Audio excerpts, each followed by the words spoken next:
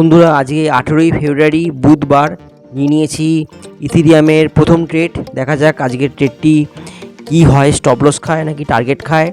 আজকের প্রথম ট্রেড নিয়েছি সেলিং সাইডে। মার্কেটে ট্রেড করতে গেলে সবসময়তেই স্টপ লস রাখতেই হয়, কেননা স্টপ লস রাখা মানে তোমার ছোট লস হবে, কিন্তু স্টপ লস যদি না রাখো তাহলে পুরো অ্যাকাউন্টটি খালি হয়ে যেতে পারে। সেই জন্য স্টপ লস রাখাটা খুবই দরকার। হতে পারে স্টপ লস বারবার খাবে, টার্গেট খাবে না, কিন্তু স্টপ লস যদি না থাকে তখন অ্যাকাউন্ট পুরো খালি হয়ে যাবে। সেই জন্য মার্কেটকে সবসময় অল্প স্টপ লস দেওয়া উচিত, কেননা মার্কেট যখন তোমাকে দেবে তখন পুরো দুহাত ভরিয়ে দেবে।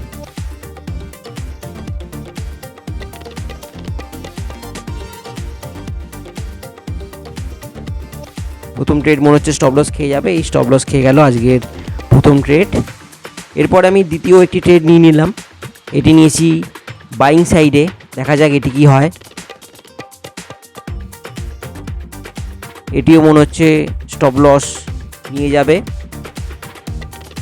কিন্তু স্টপ লস নিয়ে যাবে মনে হলো শেষ অবধি ওয়েট করতে হয়, কেননা অনেক সময়তে স্টপ লসের কাছাকাছি এসেও মার্কেট আবার উল্টো দিকে ঘুরে যায়।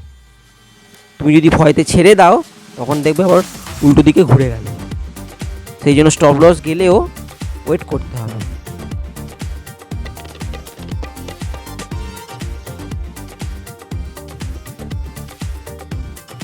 যা ভেবেছিলাম তাই হলো, এটাও স্টপ লস খেয়ে গেল। শুরু করেছিলাম 845 টাকা দিয়ে, আর স্টপ লস খেয়ে শেষ হলো 805-এ।